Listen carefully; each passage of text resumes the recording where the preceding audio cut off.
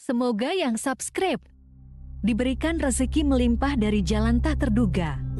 Dan yang like komen, dimudahkan jalannya menuju surga di hari akhir nanti. Siapa yang tak mendengar nama Qorun? Dia adalah seorang sosok kaya raya di zaman Nabi Musa yang namanya melegenda hingga sekarang. Kisahnya diabadikan dalam Al-Quran, bahkan menjadi peribahasa atau ungkapan di masyarakat guna menggambarkan seseorang yang mirip dengan tabiatnya atau menisbatkan harta yang ditemukan terpendam dalam tanah sebagai harta Qorun. Qorun adalah miliarder kaya raya yang hidup sejaman dengan Nabi Musa. Saking kaya rayanya, Qorun setiap kali keluar dari rumahnya, ia didampingi dengan 300 pelayan laki-laki dan 300 pelayan perempuan. Qorun juga dikawal oleh 4.000 pengawal yang diiringi 4.000 binatang ternak ditambah 60 ekor unta yang khusus membawa kunci-kunci gudang penyimpanan harta kekayaannya itu. Itu dilakukan semata-mata sebagai bentuk kesombongan bahwa dialah manusia paling kaya, paling terhormat, dan memiliki pengikut setia. Ia merasa lebih mulia dibandingkan Nabi Musa alaihissalam. Orang-orang tentu saja akan penasaran seberapa banyak harta kekayaan Qorun jika pengawal dan pembawa kunci gudang kekayaannya sebanyak itu. Lalu berapa banyakkah harta yang dimiliki Qorun yang disimpan di dalam gudangnya tersebut? Sebelum saya melanjutkan, dimohon untuk menonton video ini sampai selesai supaya tidak ada kesalahpahaman dalam memahami isi cerita, serta mohon bantu channel ini semakin berkembang dengan cara tekan subscribe dan silakan tinggalkan like serta komen positifnya. Semoga dukungan pemirsa Risalah Kehidupan bernilai pahala dan menjadi wasilah dimudahkannya segala urusan pemirsa sekalian. Pemirsa Risalah Kehidupan, di zaman sekarang banyak orang yang mengistilahkan rezeki yang tak terduga dengan istilah harta Qorun. Lalu dari manakah sumber harta kekayaan Qorun yang sangat luar biasa itu? Serta di manakah Qorun dan hartanya ditenggelamkan? Siapakah Qorun dan bagaimana kisahnya dengan Nabi Musa? Qorun merupakan kaum Nabi Musa alaihissalam. Disebutkan oleh Ibnu Jurayj, nama lengkap Qorun adalah Qorun ibnu Yashar, ibnu Qahis, ibnu Lawi, ibnu Yakub. Ia merupakan putra paman atau sepupu Nabi Musa alaihissalam. Pasalnya, Nabi Musa alaihissalam sendiri adalah putra Imran, sedangkan Imran adalah putra Qahis. Dengan kata lain, Qorun masih satu kakek dengan Nabi Musa alaihissalam, yakni kakek Qahis. Ia adalah umat Nabi Musa yang taat. Tidak hanya memiliki banyak harta, Qorun juga termasuk orang yang cerdas dan berilmu. Ia menguasai ilmu duniawi dan ilmu ukhrawi, dan tercatat bahwa Qorun adalah ahli di bidang kimia. Dirinya tercatat sebagai ahli kitab Taurat setelah Nabi Musa. Kepandaian Qorun dalam ilmu agama membuat dirinya sering disebut dengan ilmu nawir, atau orang yang memberi cahaya dan penerangan. Suaranya terkenal merdu dalam membaca kitab Taurat. Selain itu, Qorun juga lihai dalam berbisnis. Ia mengetahui trik investasi yang menguntungkan, serta jalur perdagangan internasional yang strategis di zamannya. Kekayaan Qorun begitu banyak, sebagaimana tercatat dalam surat Al-Qasas ayat 76. Sesungguhnya Qorun termasuk kaum Musa, tetapi dia berlaku aniaya terhadap mereka. Kami menganugerahkan kepadanya perbendaharaan harta yang kunci-kuncinya sungguh berat dipikul oleh sejumlah orang-orang yang kuat. Dalam riwayat Kaisamah disebutkan, kunci gudang kekayaan Qorun dibutuhkan 60 bigol atau sejenis kuda kecil. Ukuran kuncinya sebesar jari, bahannya terbuat dari kulit, dan setiap kunci digunakan untuk satu gudang. Maka keluarlah Qorun kepada kaumnya dalam kemegahannya. Para ulama tafsir menjelaskan Qarun keluar dengan mewah diiringi dengan 300 gadis berbaju merah dan 4.000 kendaraan kuda. Tak heran, iring-iringan Qarun itu mengundang decak kagum mereka yang gandrung terhadap harta kekayaan. Sebagaimana yang terekam dalam ayat Al-Quran, moga-moga kiranya kita mempunyai seperti apa yang telah diberikan kepada Qarun. Sesungguhnya ia benar-benar mempunyai keberuntungan yang besar. Quran Surat Al-Qasas ayat 79. Namun tak sedikit kaumnya yang mengingatkan. Ingatlah ketika kaumnya berkata kepadanya, janganlah engkau terlalu bangga, sesungguhnya Allah tidak menyukai orang-orang yang terlalu membanggakan diri atau farihin.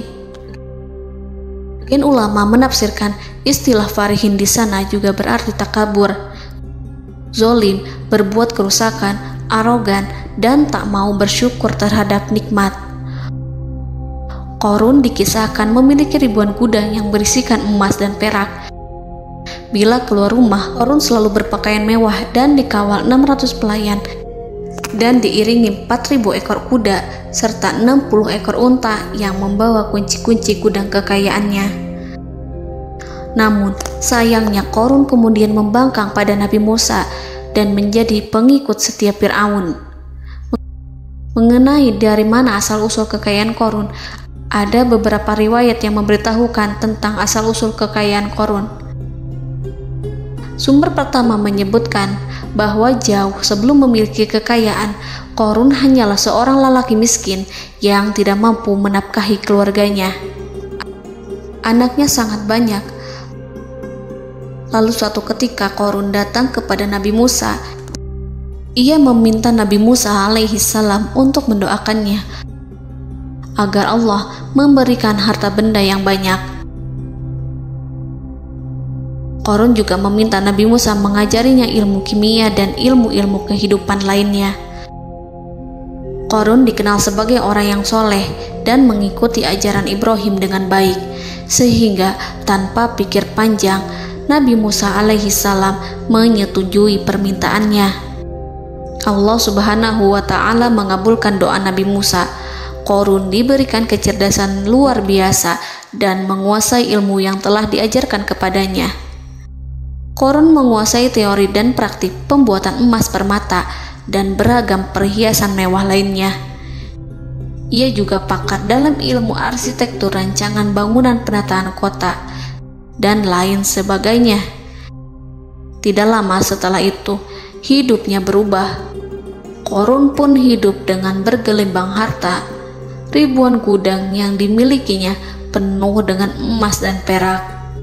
Namun, sayangnya, keberuntungan yang didapatkannya membuatnya gelap mata.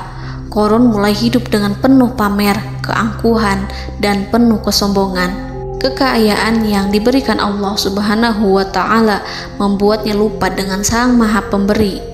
Qarun merasa lebih terhormat dan mulia dibandingkan Nabi Musa.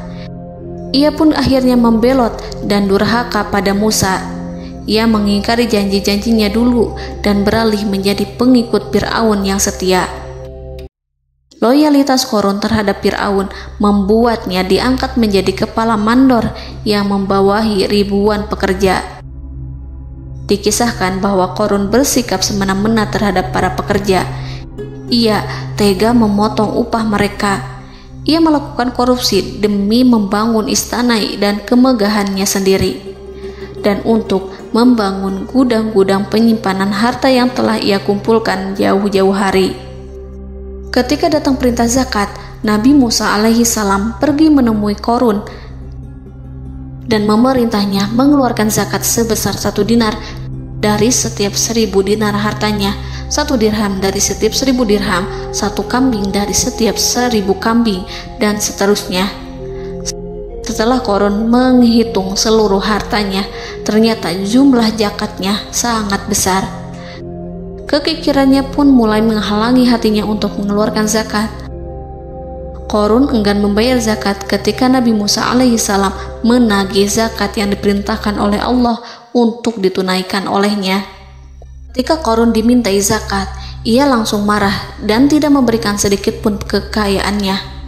Dia berpikir bahwa harta kekayaan yang dimilikinya didapat dari hasil kerja dan usahanya, dan tidak ada kaitannya dengan siapapun, termasuk Allah Subhanahu wa Ta'ala.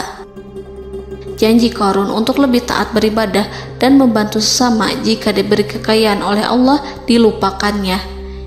Dia mempergunakan kekayaannya tersebut dalam kesesatan, kezoliman, dan permusuhan, sehingga membuatnya menjadi sombong dan terlena. Orang-orang beriman pada masa itu sering menasihati Qarun untuk bersyukur atas nikmat yang telah Allah berikan, tetapi dia tidak mengindahkan nasihat tersebut.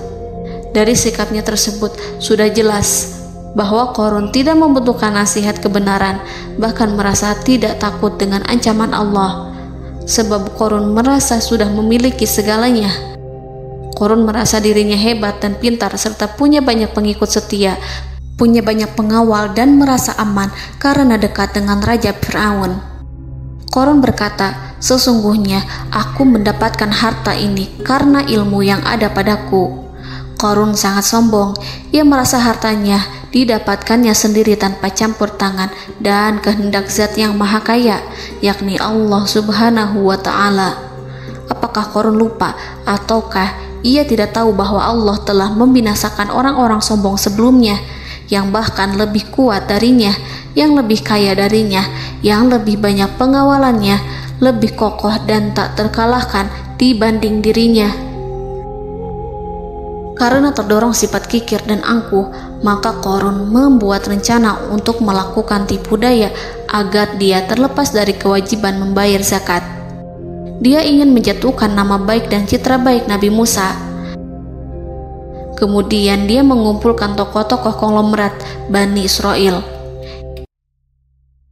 Ia berkata kepada mereka, "Wahai saudara-saudaraku, terhadap apa yang diperintahkan Musa untuk membayar zakat, apakah kalian akan mematuhinya? Sekarang dia hendak mengambil harta yang ada di tangan kalian, maka pikirkanlah suatu cara untuk menghindari perintahnya."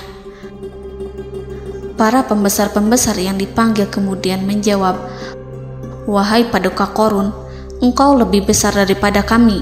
Kami akan melakukan apapun yang kau inginkan." Qarun berkata, "Datangkanlah kepadaku wanita cantik. Aku akan memberinya hadiah besar jika ia berhasil menggoda dan memfitnah Musa."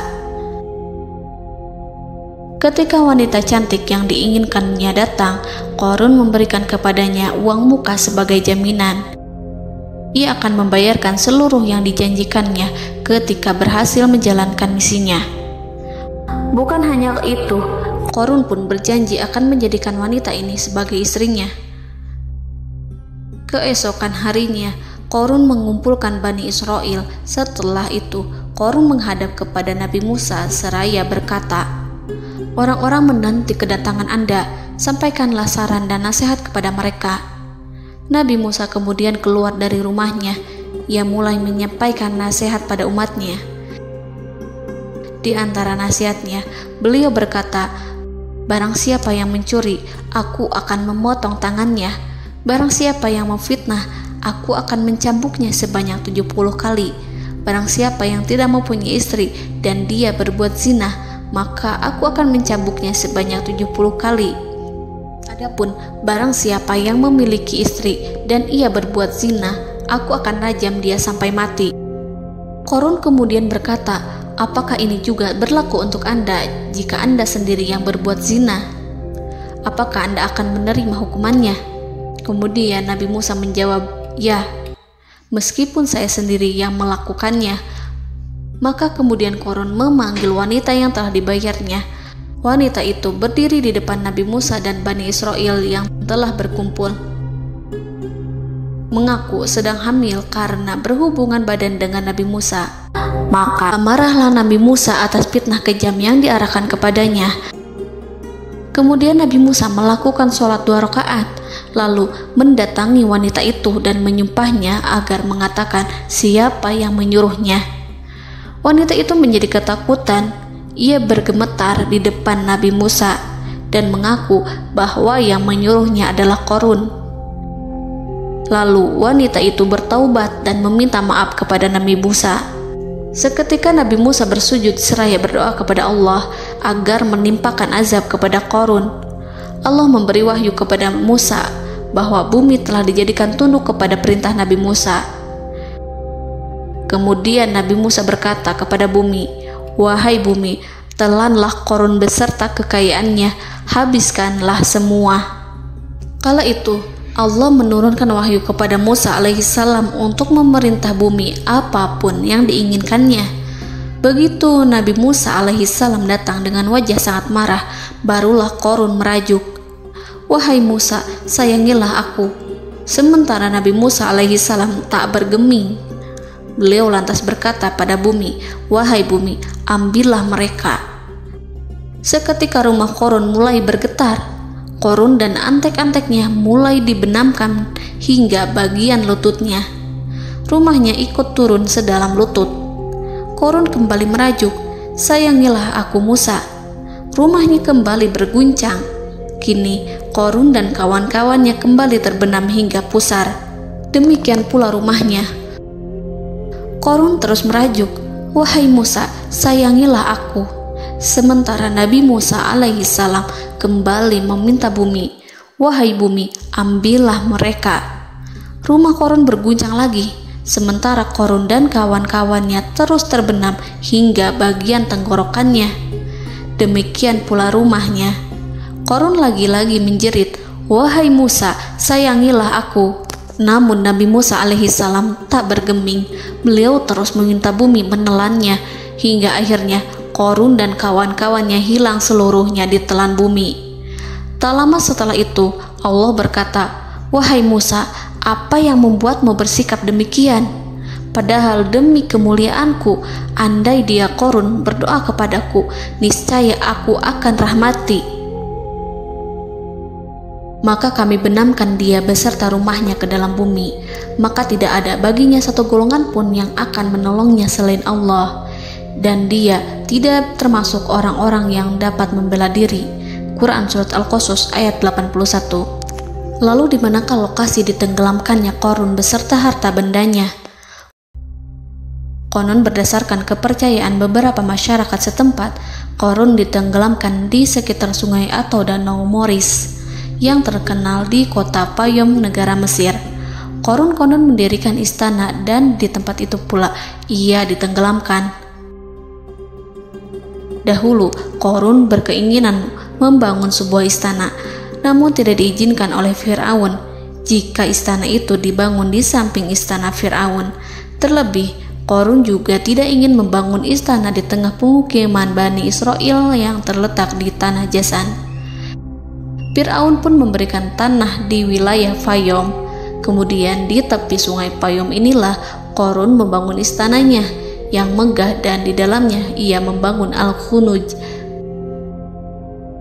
gudang penyimpanan harta berisi emas dan perak. Salah satu bukti arkeologis yang dapat dijumpai di lokasi tersebut adalah runtuhan bangunan yang diduga sebagai tempat tinggal Qarun yang berjarak sekitar 2 km dari Danau Qarun. Menurut beberapa sumber, bangunan yang masih berdiri kokoh tersebut adalah benteng yang dibangun oleh Qarun. Namun ada juga yang mengatakan bahwa bangunan tersebut adalah tempat tinggalnya. Wallahu a'lam. Semoga kita semua dijadikan orang yang Allah mampukan menjadi orang kaya namun tidak seperti Qarun,